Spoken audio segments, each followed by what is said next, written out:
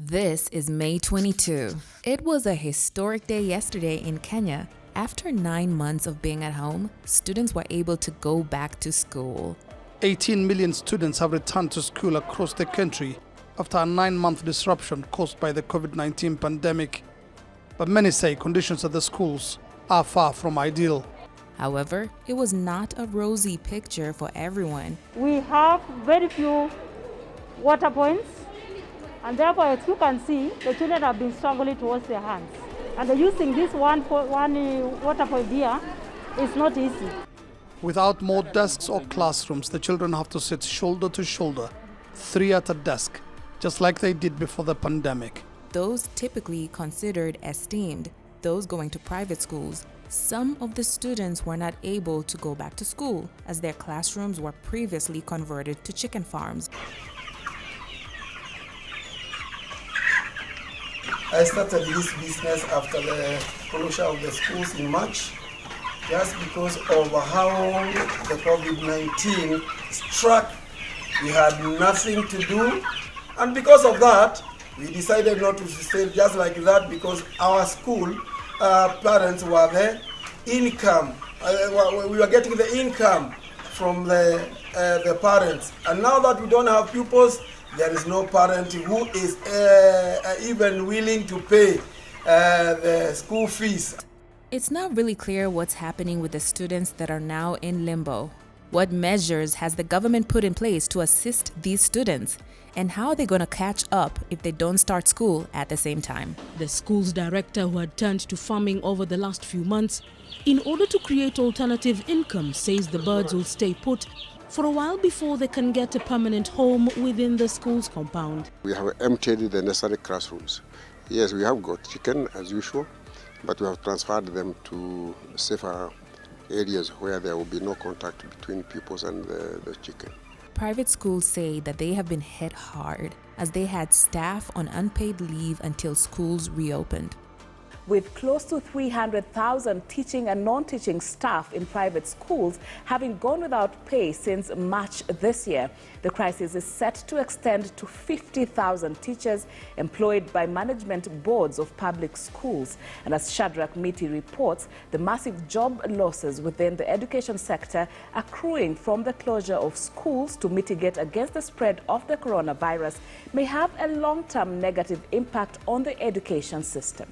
Employer just called the head and they said, because for us Monday we had gone, but he never appeared. He just called and said, tell those teachers, those workers to go home until further notice. So we are still waiting for the further notice. He found himself between a hard place and a deep blue sea of unemployment. And for the 2 months he has tried to navigate out of the troubled waters of joblessness, it appears the situation is only getting worse. Imagine from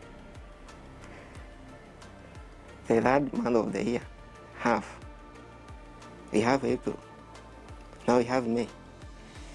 And we don't know if this crisis continues, whether we are going to get anything at the end of the day. That's my worry. Kenya Private Schools Association Chairperson Mutheu Kasanga says the situation is already bad and may get worse. That means now that 288,000 workers in private schools as we speak did not receive a salary. And that is a very huge number. And we will need to sit down and figure out, all of us, Ministry of Education and ourselves, what can be done. During lockdown, due to economic hardships, schools turned to chicken farming. Yes, chicken farming, while others grew crops and vegetables using land that was formerly designated for student sporting activities.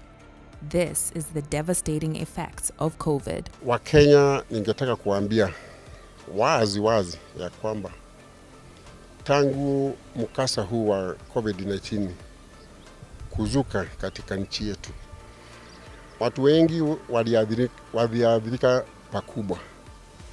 Wanabiashara wamelia, waajiriwa wamelia. Karibu kila mtu. Sidhani kama kuna yeyote yule. Sekta zote ni kama zilisimama, na zile ambazo hazikusimama ziliathirika kifedha, kiuchumi na kadhalika. Na ndio maana hata baada ya kuwaza na kuwazua tulipata wazo la kuanzisha huu mradi wa kupanda uwanja wa shule mimea. With a revised calendar in place, students went back to school, some to boarding schools, suitcases in tow, and others to their regular day schools.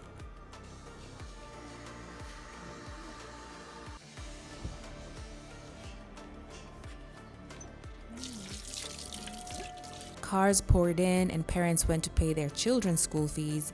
We even caught a sight of sheep on the road. Apparently, they don't move for anybody. We had to wait for them to make their way to their destination. It was quite a sight to see. Take a look.